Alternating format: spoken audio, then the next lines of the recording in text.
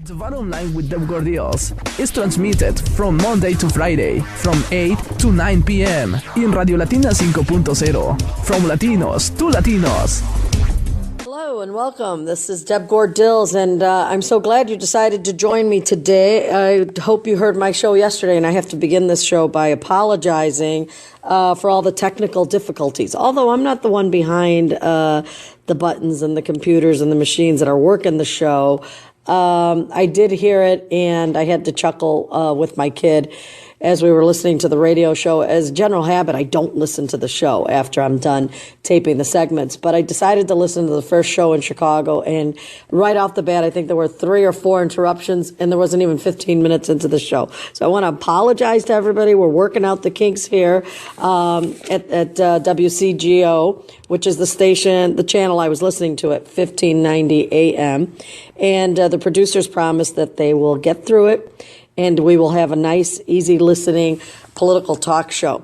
So that being said, and getting those apologies out of the way, I also have to say that not even 5 minutes into the show, I said something about how biased I think that the media tends to be in Chicago, predominantly our 2 large newspapers. And my daughter said, "Wow, Mom, nice going. You'll never get a job with the Tribune or the Sun-Times after that comment." So we laughed again, and I thought, well, it is what it is. I'm just saying what I think and what I see, and I would love to see more objectivity in terms of the articles that are written in the Chicago Tribune. I would love to see them endorse independent candidates when they're doing their endorsement review. I disapprove of the fact that the Tribune endorsed Mike Eckhoff, the Republican candidate in House District 35, when he didn't even show up to the interview. And the other candidate, Fatima Macklin, an African-American woman who did go to the interview, and really worked really hard, had great signatures, followed all the rules A, B to C, and she did not get the endorsement of Tribune. Of course, they can endorse whoever the heck they want, but I just thought it was down there in that community, in House District 34, we would have been better off as a Republican Party, and I think the community would have been better off to have the conservative Fatima Macklin win that primary. And it's unfortunate that out of the blue, with 2 weeks to go, after she had put in 6-7 months of hard work running for that candidacy, that her own party down there, the Chicago GOP, goes ahead and slates a candidate from Kankakee, I think it was, or Will County. So a big loss for House District 34. I mean, I guess anybody's going to be better than the Democrat LG Sims that we have out in House District 34 right now. But, I have to say that I believe Fatima Macklin would have made a better candidate. But, best of luck to Mike Eckhoff, and I hope that he delivers in the event that he wins, because taking pictures with Democrat congressmen and other Democrat officials down there in his area was not really a good show just a few days before the primary. But it is what it is. It's Chicago politics. On this show, you're not going to hear anything that should surprise anyone, given the climate of political play here in Chicago. So I want to begin by making some points for the day. I saw online a comment that was made about Paul Ryan. Paul Ryan, as you know, is from Wisconsin. And there's talk that he may be a Republican presidential candidate in 2016. I like Paul Ryan. I met Paul Ryan. Paul Ryan, they said, is a racist. Now, I don't know what he did to make people think he's a racist, or, what they saw him say, what he said or what he might have done. But I will tell you right now, I have photographs of Paul Ryan at an immigration reform rally. Tom Cross, the Republican state treasurer candidate, was there, along with a couple of Rodano was also there, a Republican woman, state senator. She was there along with Tom Cross and Paul Ryan, and they were there with Luis Gutierrez and other immigration individuals who were talking about what they were going to do collectively to address immigration in the state of Illinois. And I attended the event, and there were 300 people in the room, and I managed to take pictures. And I think you can't call Paul Ryan a racist when he's sitting there fighting on an immigration issue, which obviously defends the rights of people of color. Hispanics everywhere, and non-Hispanics are immigrants as well. So that is, I'm here to tell you that I haven't gotten all the details on the allegation, but way false, way wrong, and they're going up the wrong tree. So now that we're talking about immigration, let me say Elvira Ariano, a Mexican woman who's stayed inside a church in Chicago. Some of you might remember that. I guess that was like almost 7-8 years ago. And she asked for sanctuary, and they left her in there. And then when she came out, they deported her back to Mexico. I'm sure in that whole deportation goal that Barack Obama has right now, because he's now past the 2 millionth mark of how many people he has deported since his presidency. Barack Obama has deported over 2 million people. He's deported more people, undocumented people, than the last 4 United States presidents combined, and that includes the Republican Bush presidents and the Clintons. So I don't want any Democrat telling me that Barack Obama and the Democratic Party are doing any great things for immigration when you got these kinds of deportation rates. Anyway, just that comment. But Elvira Ariano is back, and I have to talk about the subject. My mother was born and raised in Texas, and my great-grandparents came from Monterrey, Mexico, and moved into the Texas area when it was still Mexican territory, of course, to stop the immigration of non-Mexicans into the Texas area. We all know how that turned out due to history books that I hope we keep. If it's up to Common Core, we won't know any of this background. But anyway, so I'm half Mexican blood, I guess you could say, although I'm born and raised in Chicago, and my mom's from Texas, and she was born in Texas, and her grandmother was born in Texas, and her great-grandmother was born in Texas. But before that, they came from Monterrey, Mexico. So there you go. So I'm not making this comment because I'm racist or I'm against Mexicans or anything, for God's sakes. I probably know every word to every ranchera song written by Jose Alfredo Jimenez than anybody else. So just letting you know that. But it says here that for her, this Methodist church, Adalberto United Methodist Church in Humboldt Park, she considers it her home and that it's her house. And so she's back there right now. And she made a comment that she's going to be asking to be allowed to stay to seek asylum.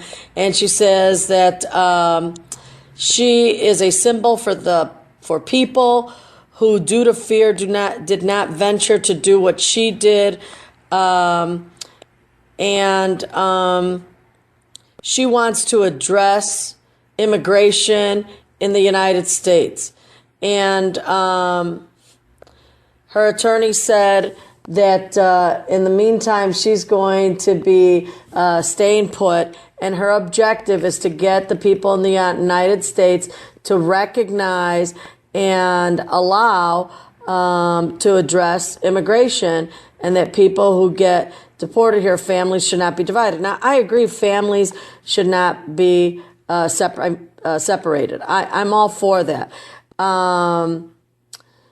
But I don't understand why she's coming here and getting angry at us. Come here, grab the microphone, and ask for the Mexican government to take accountability for their humanitarian violations in their own country. In the country of Mexico, the humanitarian violations must be really high for people to leave such a beautiful country like Mexico, where we want to fly to vacation on those beaches. But no, they leave these gorgeous places in Mexico to come here. And why? Things must be really lousy in Mexico. Things must be really lousy. So I don't understand how there's not a single Mexican in America who's not getting behind a microphone and saying, we are tired of the deprivation that is happening in our country in Mexico or Guatemala or Honduras or wherever it is, Colombia, and we demand that our countries that we came from, that we left, that forced us to risk our lives just to get to the United States of America, that those countries reevaluate their human rights violations that's happening there. People are starving there. Children are going on the streets without any clothing, begging for money and food. It's horrible. The conditions are horrible. Everybody, families are, no one, I mean, I understand why they all want to come to America. I get it. It's called surviving.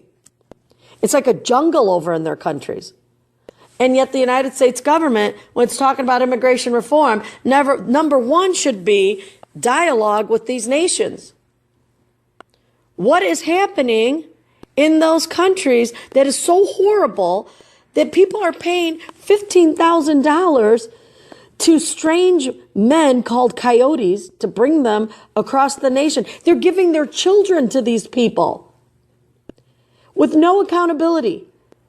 These children and these people that the coyotes handle could be killed, could be violated, anything could happen to them. There is no accountability. Nobody is watching. So things have to be pretty darn bad for you to take that kind of action. Overwhelmingly, you know what the common way to get your young child to America is to put up your house. Put up your house for X amount of dollars and sign a sheet to the coyotes that they will own the house if the money isn't paid.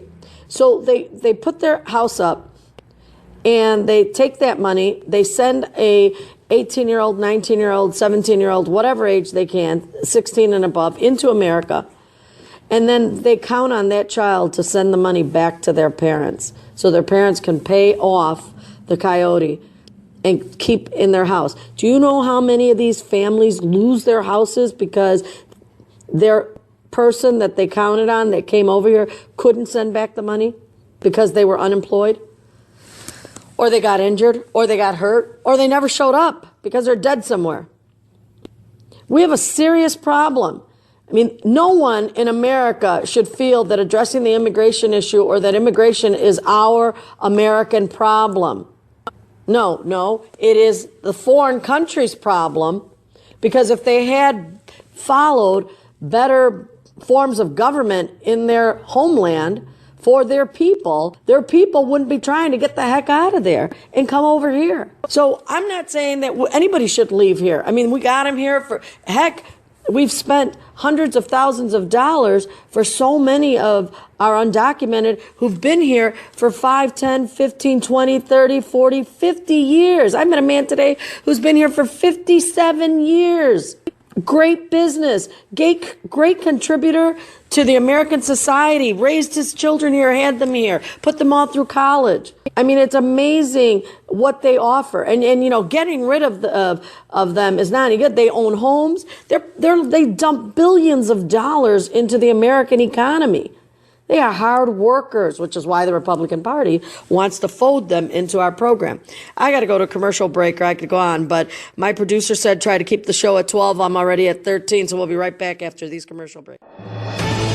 The Bottom Line with Deb Gordils is sponsored by El Sueño Americano newspaper, the best newspaper in analysis in the state of Illinois, with over 20,000 copies of each edition.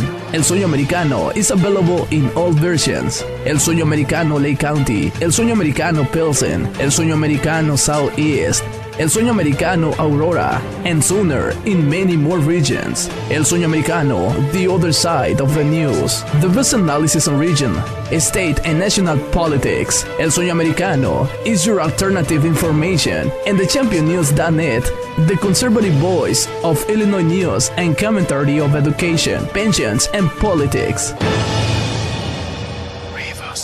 The Bottom Line with Deb Gordils is transmitted from Monday to Friday from 8 to 9 p.m. in Radio Latina 5.0, from Latinos to Latinos.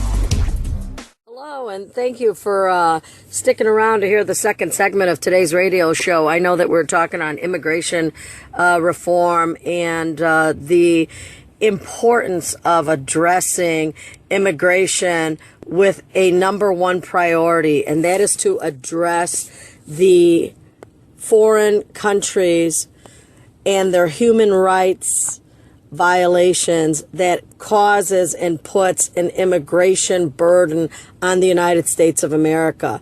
You know, I need to stress, I'm half Mexican. Well, if you ask my mom, I'm half Texan, but her, Tejano's from way back. And so far back that Texas used to be Mexican territory when my family was living there.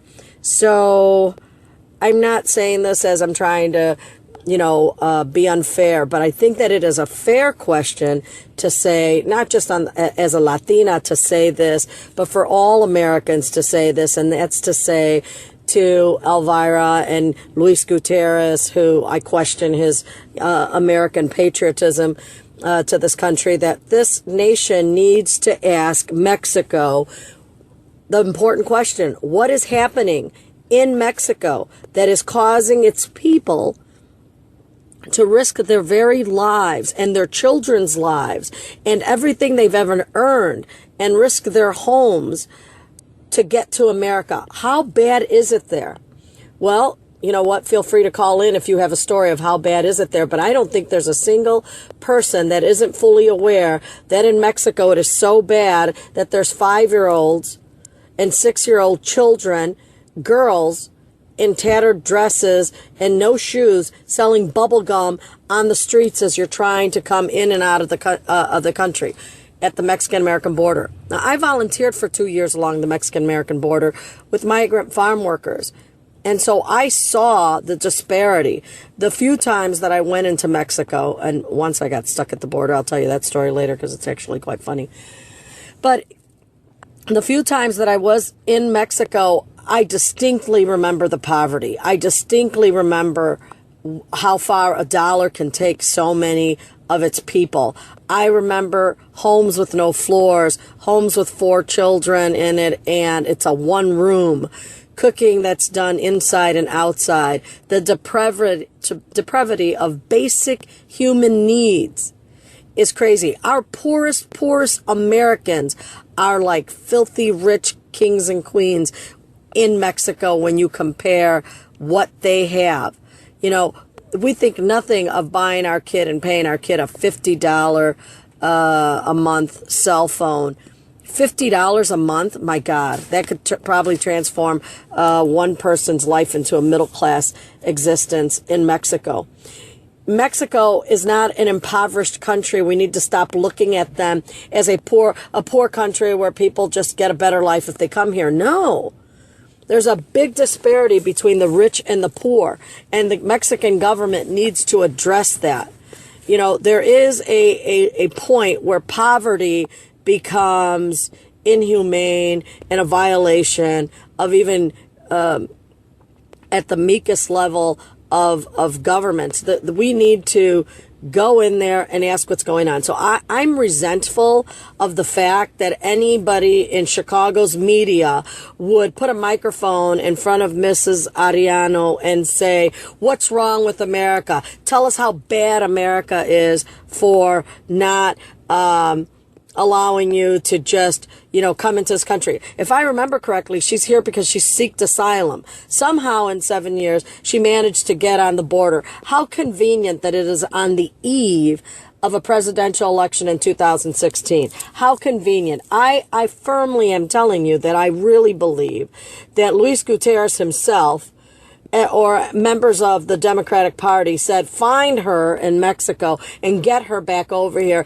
and let's reignite the issue of how bad the people are in America who say, oh, no, don't even address immigration. No, we as Americans need to address it because it is an important issue to not just Mexican Americans, Puerto Rican Americans who don't have immigration as an issue, but every immigrant in America loves their country. If they didn't, we wouldn't be seeing people running around with their nation's flags wrapped around them during these times. We see it for the Polish community. We see it for the Irish community. I would no more be advocating less if there was an attack in Ireland or if there was an attack on Poland. We need to, and there's a full-blown attack on Latino nations right now, on its own people. There's a full-blown attack. And the government is either not doing anything about it or being part of the problem. And so we need, as Americans, as Latino Americans, to say, hey, slow down. We want to see improvements in your nations. And so the immigration issue and the rallies should be rallies demanding that the United States government addresses these concerns and on foreign land. This is immigration reform is not the big issue. The big issue here is immigration itself. And the fact that there are people living throughout the world today in 2014 in such a modern, evolved world and modern times that we're having, and people are still being treated like this is medieval world. We need to get the attention of our government and tell them, what is Mexico doing to stop the tide of the suffering of its own people and alienating them to a point where they're coming to foreign land, the United States, because it's the closest place, to get the heck out of their country so that they can survive. This is survival mode. Every single immigrant who comes here is not here for a walk in the park. They're not here because it's going to be fun. They're not here because they get to lay on the beaches of Chicago during the summer. They are here because they are starving, because they are not healthy, because they have many mouths that need to be fed and are depending on them back in another country. So, I hate to be, the bearer of bad news here for everybody who's been attacking America on immigration issues, but I'm willing to talk one-on-one and to debate Gutierrez and any one of them on what is being done on the part of the United States government to address these foreign countries on the treatment, the humanitarian right violations that are occurring in their country that's flooding the gates of the United States, whether it's by plane or by boat or walking across. We have a problem. These nations are the ones that have a problem. We don't have a problem in America. We have other issues in America. We have other issues. We have the unequal pay for women is an issue I'd like to spend time on. We have issues of violation of liberties and rights and freedom of religion in America going on that I want to address. I can't be sidetracked with other countries' problems, but since we have so many non-Americans living on American soil, then I'm going to say to these other nations, fix your problem, take care of your problem, because we got our own we need to fix too. And we're willing to help and feed, because damn it, aren't we sending millions and millions of dollars all across the world to other nations every single year from the taxpayers' money? We don't have enough money to fix our own darn deficit, and we are here giving out money to other nations. So it's not like we're not helping them. We are giving them millions of dollars to help. What are they doing with that money? Why don't we set up an office in these other countries and have that American office hand out the money to all the poor people there? Because giving it to the government to make it go down to the people obviously isn't working. These people are not getting the money. They are starving on their streets. Their children's homeless rate is crazy. It is crazy that they're running like a pack of wolves out there. Children should not have to have this kind of upbringing when they're infants, when they're toddlers, when they're, in third grade, fourth grade. This is crazy. And we're allowing it. By ignoring it, we as Americans are allowing it. We as Americans need to throw the immigration issue back to the foreign countries and say, we give you enough money. If we need to change the way we give these foreign countries money, then let's do it. Then let's change it. Let's set up our own office over there and set up good-hearted people who go there and feed the children and feed the people and feed the families and help the middle class. Create a middle class. For God's sakes, most of these people don't have a middle class, and the way things are going here in America, we're about ready not to have a middle class. I mean, this is just common sense governance on what we need to do when we talk about immigration. We need to understand that this is not a domestic problem. This is not our issue. This is a foreign affairs problem. And not that I count on this administration to do anything right with our foreign policies. I mean, look at the disastrous position it's put us in already. We have Russian ambassadors and Russian leaders besides Putin making fun of us and ignoring us. And what was one of the quotes that they said? America has nothing to say. They have a dying economy and a dying democracy. Seriously.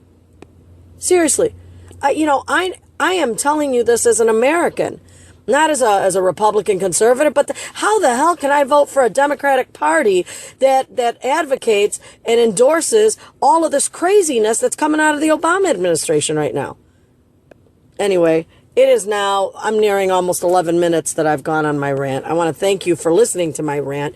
I'm going to come back with another segment on immigration of an interview I did for some of the out in Washington, D.C. when I was out there for CPAC.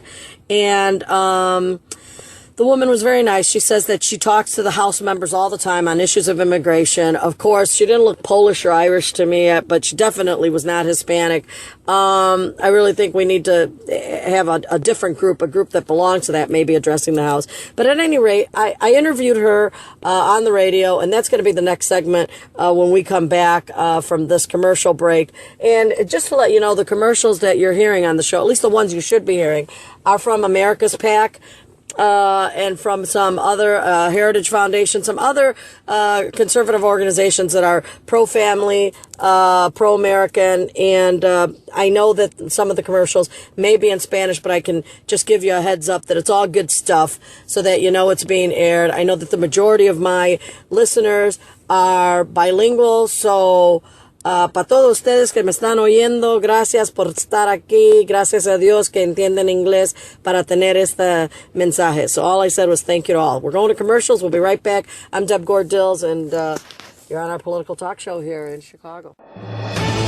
The Bottom Line with Deb Gordils is sponsored by El Sueño Americano newspaper, the best newspaper in analysis in the state of Illinois. With over 20,000 copies of each edition, El Sueño Americano is available in all versions. El Sueño Americano Lake County, El Sueño Americano Pilsen, El Sueño Americano Southeast, El Sueño Americano Aurora, and sooner in many more regions. El Sueño Americano, the other side of the news. The best analysis on region, state, and national politics. El Sueño Americano is your alternative information, and the championnews.net, the conservative voice of Illinois news and commentary of education, pensions, and politics. The Bottom Line with Deb Gordils is transmitted from Monday to Friday from 8 to 9 p.m. in Radio Latina 5.0, from Latinos to Latinos. I'm going to let you talk to Rosemary Jenks, who is the Director of Government Relations for Numbers USA. She's going to talk to you a little bit about this whole immigration thing. Rosemary, first introduce yourself and then tell me a little bit about yourself. And then I want you to go right into it and tell me what we need to be talking about. You know, what is going on here and what's really important. Well, as you said, I'm Rosemary Jenks, the Director of Government Relations with Numbers USA. We are a nonprofit, nonpartisan organization that is, our whole goal is to facilitate communications between the American people and their members of Congress on immigration. So essentially, our biggest concern is economics. Mm-hmm. That's why we're called Numbers USA, because it's about the numbers. So we have in this country 22 million Americans of all ethnicities who can't find full-time work. 22 million. You know, that's double the number that we were talking about, and that's just what we know of. Right. So really, some people have said, my gosh, I am sure that there is double that amount of people here in America that need to be identified. Yeah. So, and you're over at the Capitol all the time, and you're talking about these issues, and thank God you are, because you're helping to keep that on the forefront of their mind. We need to have some resolution. What do you think is the reason, the number one reason people shy away? Is it because they're not Hispanic themselves, or it's an issue they don't understand? What is it? You know, I think it's a scary issue. It's a scary issue to talk about. It's very emotional. For non-Hispanics or for Hispanics? For everyone. Because we all have ancestors who are, and my mother's came in as a legal immigrant. You know, a lot of people, it goes further back. But And we have elected officials whose grandparents are not documented. They were born here. Right. We have an Italian woman who says all the time on our show, she's an elected official in Illinois. She's like, I'm an anchor baby. Yep. You're an elected official. Okay, who happened to be? So, yeah, I could see why people don't want to talk about this. Absolutely. Yeah. Well, and the other thing is, we have a history as a nation of individualism where you're judged based on who you are and what you're doing, not your background. So it's all a complicated thing, but the bottom line is we are also a nation of laws, and we have to remain a nation of laws. Barack Obama doesn't think so. Barack Obama, you're absolutely right, and it's scary. Well, we can't get the president of the United States to follow the laws of this country. Right. So I could see how tough your job is. Yeah, and this is the thing. If we continue to flood the labor market through immigration, the people we are hurting the most are minorities. The people we're hurting the most are recent immigrants who came legally. So somebody recently said, they came up with this whole minimum wage thing, and they said, we got to go from $8 to $10 or $15 to get jobs at McDonald's. And so we said this is a bad thing for minorities because the minorities who hold these jobs at McDonald's are going to be replaced by college graduates or summer employment or people with more education. Because the job pays $7, almost double of what it used to pay as a minimum wage. And so that is something that's not good for Hispanics, yet you find the Democrats constantly using Hispanics as the poster child for why they need to raise the minimum wage. What do you think about that? Well, you're absolutely right. I mean, essentially, our whole immigration debate right now is the corporate world trying to wage war on American workers. It really is war on American workers. And when I say American workers, I mean Hispanic Americans, I mean Black Americans, I mean Asian Americans. The entire workforce is under siege. Our real wages have not increased since 1999. We are back down at 1999 levels of wages. That's because we have too many workers and not enough jobs. So the idea that these corporations can come in and say, well, we need more workers. We need people to pick our crops. Why are they saying that? Why are they saying they need more workers when we know we have an abundance of workers already? I don't get the messaging. It's kind of confusing. They want to keep wages low. And the way to keep wages low is to increase the supply of labor. It's simple economics, supply and demand. So what we really need to do is start allowing the labor market to tighten so that wages go up naturally, so that we don't need a minimum a law that says you have to increase the minimum wage. The wages go up naturally because employers have to compete for workers. They have to put value on workers, which they don't do right now. And that is we can't grow the middle class. We can't move our minorities into the middle class if there aren't jobs available, if wages aren't rising. So in order to give everyone better opportunities, this is the land of opportunities. Republicans, we know the Democrats are not going to do it. We need Republicans to, instead of focusing on what am I going to do for this ethnicity, what am I going to do for that ethnicity, we need them to talk about what are they going to do for all Americans. How are they going to provide opportunities for all Americans to climb into the middle class? We have been destroying the middle class in this country. We now have a very rich group and a very, very poor group. And the very poor group is very, very large because there are so many unemployed and underemployed and underpaid workers in this country. We've got to turn it around. Yeah, absolutely. I agree with you. And tell me a little bit, the National Right to Work guy was just here talking to me from Mackinac Center Public Policy Institute. Are you guys working with the National Right to Work guys? Is there a relationship there? Like if they succeed, can immigration issues succeed? I'm from Illinois, Chicago, the sanctuary city that they call, which is crazy because it's not a sanctuary city, but I don't know why they call it that. Probably because they can get a lot of drama media out of there, and it benefits the media. Who knows?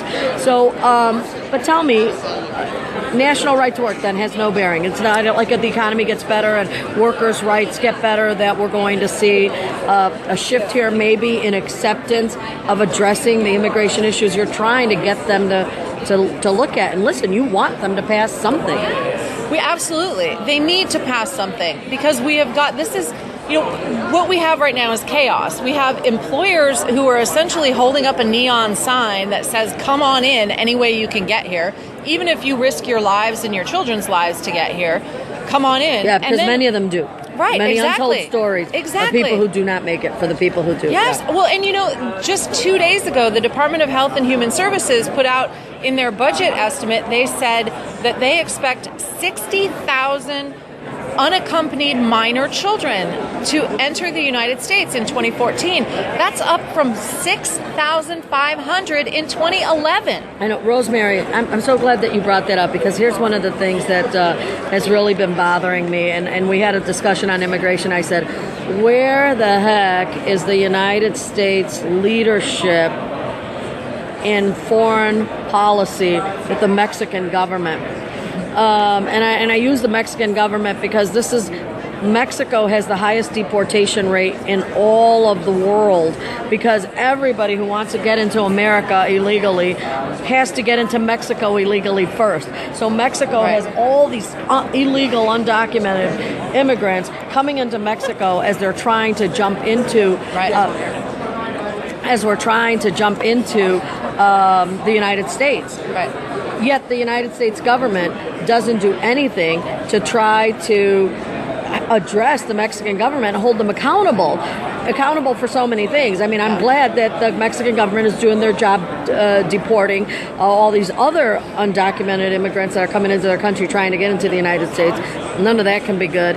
So I'm glad that they're doing that. However, what are they doing to their own people? There must be some huge human rights violations to cause people to risk life and limb to get over here, and to cause children to get over here. Now, you and I know, of course, we're Americans born and raised here, so you throw us in Mexico, sure as hell we're coming back, whether it's legal or not. You and I are going to find a way to get out of the damn country they throw us in and come right back here. But let's say we were born there, and, it's really oppressive, and the human rights, it's horrible. It's real deplorable. You got 5-year-old girls in tattered dresses selling bubble gum or whatever they can on the streets unattended. I mean, I've been there. I don't even want to vacation there. I don't know why people vacation in Mexico. It's just so sad to see what we see. So why do you think the United States is not addressing the Mexican government? Why are they not holding them accountable for taking care of the basic needs of their own people and putting us in a continual situation that we're in right now? Well, I think that the U.S. government, I mean, you're right, there's an absolute lack of leadership. But I think the U.S. government also doesn't know what to do, because, we have given money to help fight the cartels. And let's face it, the cartels are a huge majority of the violence in Mexico. But with the cartels goes corruption in the government. And so are you giving money to someone who's pocketing it if you're sending foreign aid to Mexico, or are you giving it so that it will actually be used to do what it's supposed to do? And I think there's a real question there. But also, you're absolutely right. Mexico actually has one of the toughest immigration laws in the world. Yeah. And they enforce it. Yes. They enforce it with guns along the southern border of Mexico.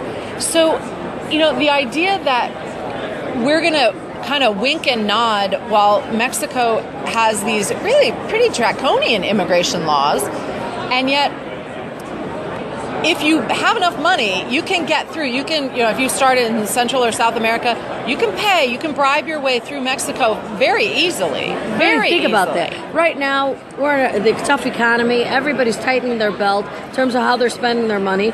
These people are literally remortgaging their homes and giving $15,000 so that the 18-year-old in their family or the 16-year-old can get the hell out of there through coyotes with no guarantee. Right. And then they come here and they work and they send money back so that they can pay off the coyote. Otherwise, they're going to lose the $15,000 and lose the house that they bought in Mexico that they put up sort of as ransom money so that the person can come to America and feed them. I mean, these people just want to be fed. They want to be clothed. My God, 60,000 children expected to come here. Yep. We have a major problem, and I think that, not addressing it with the Mexican government is shameful on our part. I think we have to come there and say, you and I can do whatever we want here in terms of trying to help the situation. But we need the United States government to be in talks with Mexico and say, feed your people. Right. House your children. Yeah. Take care of your children. Yeah. Because and it's not that, I mean, I'm half Mexican. It's not that I can't, enjoy the company of a good family that comes here from another country. That's not it. Right. It's not, it's just that it's to the point where, my God, there's so much care involved. I mean, we're like an open orphanage. Yeah. We have to embrace these 60,000 children, right. Which we're going to with dignity and humanity, but that we can only feed them and put them in a shelter center for them. My God, they're so grateful they got a shirt on their back. Right. We have some serious issues to address with the Mexican government. And Rosemary, I know in your work, I hope to God that when you sit with them, you go, hello, somebody pull these people and tell them they need to stop. Yeah, and this is the thing. The vast majority of the Mexican population is never going to be able to leave Mexico. So if we care about Mexicans, if we care about Hispanics, we have to help address the problem in Mexico. Yes. It's not enough to just take the surplus into the United States. Yeah. It's not the country. We all go on vacation there. Right. Puerto Vallarta, Acapulco, whatever the beach is. Mexico has gorgeous coastal tourism and amazing the center. resources. Yes. So people have to have it really bad to leave there because it's cold as hell here. It's freezing here. Why are you coming here? Yeah, it's 20 below zero. I see a Mexican person. I go, it must be pretty darn bad for you to be over here with me when you could be somewhere warm and beautiful. So, Rosemary, we got a big job in front of us, and I really don't know. But one of the reasons that Mexicans leave Mexico is because of the lack of law, the lack of rule of law in Mexico, because of the corruption, the cartels. Yes. So we have to ensure, we have an obligation to ensure in the United States that we remain a nation of laws, because that's why people are coming here. Mm-hmm. So it doesn't help them, and it doesn't help us, and it doesn't help future generations if we say, we don't know what to do, so we're going to throw up our hands and we'll just, get rid of the law. We have to remain a nation of laws. And with the Obama administration getting rid of whatever damn law they want, that's right. Even less likely that we can enforce any laws we have on the books. Yep. Rosemary, I am so grateful that you stopped by. Always an important subject. I'm sure we're going to hear a lot about you because this is not going to go away. Nope. It needs to be addressed. It's got to be something that we're going to continue to talk about. Anytime I can help you, feel free to contact me. Of course, you have to find me in Chicago. But thank you so much for being on The Bottom Line today, and we'll be right back with more from CPAC. You've been listening to Deb Gordils on 1500 AM WPJX. This is The Bottom Line. We'll be right back after these. The Bottom Line with Deb Gordils is sponsored by El Sueño Americano newspaper, the best newspaper in analysis in the state of Illinois, with over 20,000 copies of each edition. El Sueño Americano is available in all versions: El Sueño Americano Lake County, El Sueño Americano Pilsen, El Sueño Americano Southeast, El Sueño Americano Aurora, and sooner in many more regions. El Sueño Americano, the other side of the news. The best analysis on region, state, and national politics. El Sueño Americano is your alternative information, and the championnews.net, the conservative voice of Illinois news and commentary of education, pensions, and politics. The Bottom Line with Deb Gordils is transmitted from Monday to Friday from 8 to 9 p.m. in Radio Latina 5.0, from Latinos to Latinos. Hello and welcome back. I'm your host, Deb Gordils, coming from Chicago, Illinois, political talk radio. With a little twist, I'm Latina, and I have a Puerto Rican background and a Texan background, which, of course, Texans way back to when my mother's Texas family was there before it became a state. So we've been talking about immigration. You just heard this last show. So there are people at so many levels involved with it. And I think one of the reasons that immigration has not been able to get off the ground is, number one, the movement needs to be led by an American of immigrant descent who has a feel and a passion and an understanding for two things. Number one, being an American and the importance of belonging to such a great nation that we have. And then number two, that leader also has to have an understanding of the immigrant culture and their roots as a member of an immigrant population, and what they're sensing now and where they're at right now and where they may want to be. This allows them to combine the two efforts. So, I don't think that Mexicans are coming to America to say, hey, you guys, take over Mexico. We love America so much. We want you to get rid of Mexico, eliminate Mexico, and extend the American border all the way across to Guatemala. I don't think there's anybody saying that. And so we have to stop thinking that this isn't like... this isn't something that's happening because something must be going wrong there. They love their country. I mean, they got that song, Mexico lindo y bonito, I think it's called or something. But no, Mexico lindo y querido, which means beautiful Mexico and so loved. So there's something happening terribly wrong in Mexico. And I think if you ask the Mexican people, what was your life like that made you come here? I highly doubt that they're going to say it was a walk in the park. And if you do find one that says that, say, well, I'm sorry, you can't stay. You have to belong to the class of Mexicans that are dying to get out of there because their life is terrible.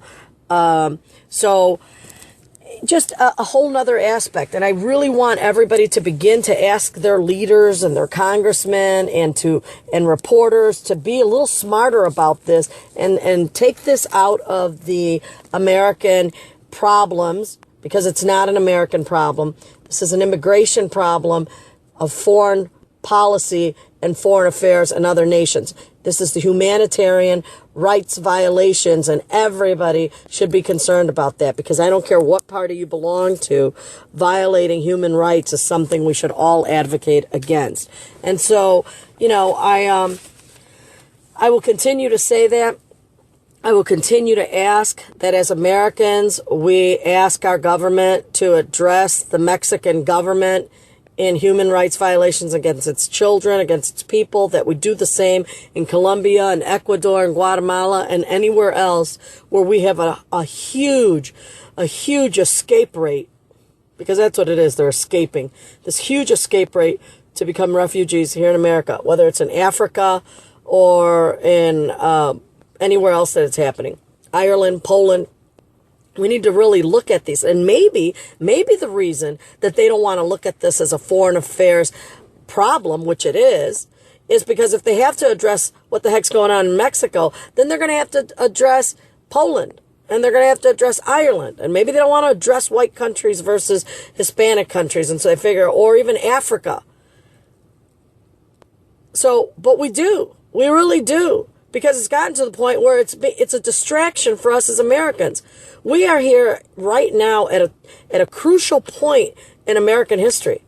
We are either going to go forward and still retain and be one of the most powerful nations in the country, leading the charge throughout the world and be the beacon of hope and leading the charge of liberty and freedoms. We're either going to be that country, which we have been until recent, I would say this administrative presidential period, or are we going to say that's it? That's it. We're moving into socialism. We're moving into more government control of our lives, because that's what's happening, folks. When they know every phone call you make, when they have the right to listen to all your previous phone calls and phone calls you're making today, when they have the right to track you through a credit card, track you through the highways. I mean, if you get in your car and you have an iPass and you go from Chicago to California, they're going to track you every single point, monitored, and they can send you that back in a statement. And as you're using your debit card, they know everywhere you're at. As a matter of fact, they could probably profile any one of us in terms of what's our most favorite restaurants. Where are we likely to be and what time are we likely to be there? And now Chase Bank is saying that if you put in any amount of cash, they will let the government know at Chase Bank what cash you deposited. And so yesterday, my daughter was depositing Girl Scout cookie money, which of course was mainly cash. And they said you have to show an ID and you have to we have to report this because it's cash.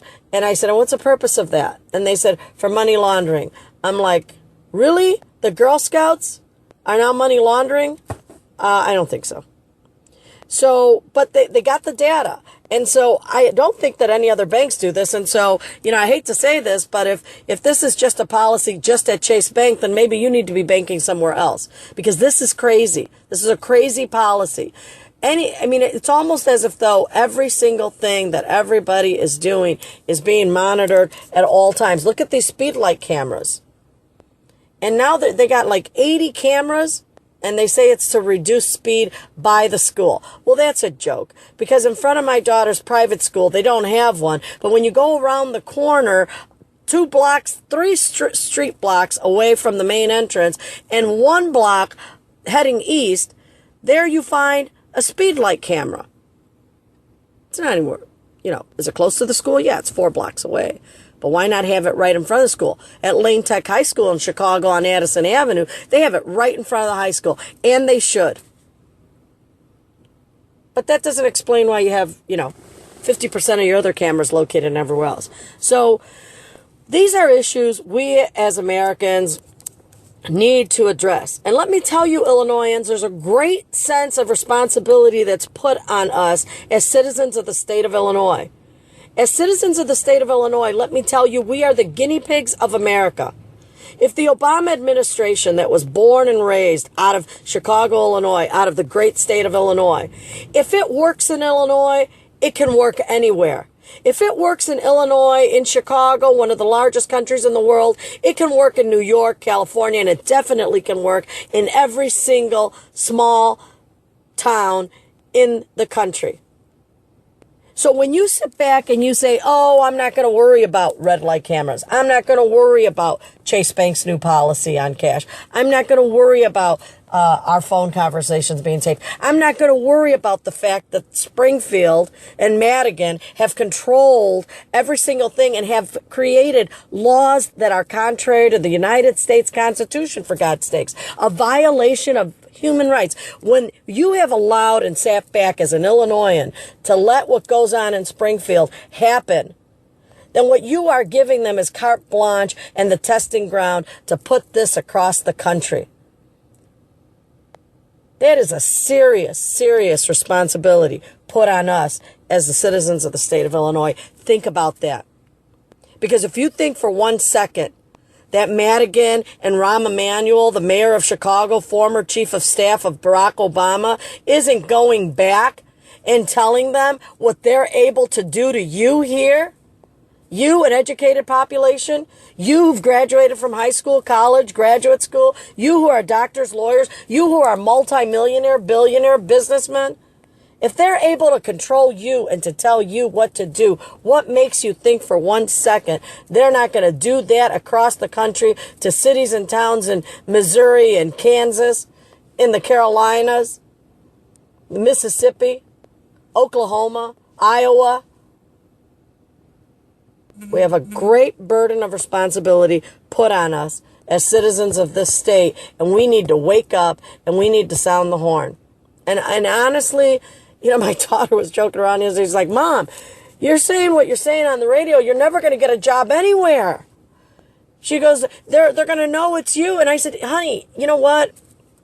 God's given me this opportunity to get on the radio show because I don't make any money here. So it's not like I'm doing this because I get paid or somebody's paying me to say this. I said, I just feel that I have to say what I believe to be true. And not just what I believe to be true, but what I'm seeing happening in the political world, because that's the world that I'm in. And so that's a world I can share. Sometimes I wish I wasn't even in this kind of work. It would be nice to just be, pushing a stroller at Lincoln Park Zoo or Brookfield Zoo and hanging out with my kids on a weekend instead of doing a radio show or working on a newspaper and making sure that the stories get out so that people are informed, so that people can make good decisions, so that people have the information to vote. So, I'm glad that you are listening. I'm hoping that you're enjoying the show. Once again, I'm getting to that witching moment where my producer's going to say, Deb, you got to cut these segments to 12 minutes. I don't know how he expects me to do that all the time, but it's just been after 11 minutes that we've been back on this rant. This is the fourth segment of the show. I hope that you're enjoying my political talk show. Again, I'm Deb Gordils.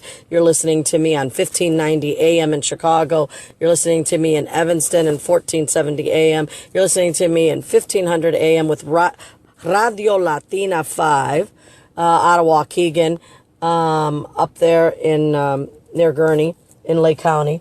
And you're also listening to 1500 AM between 5 and 6. So this show will repeat itself. If you're enjoying what you're saying going to tell somebody, hey, you got to listen to this show.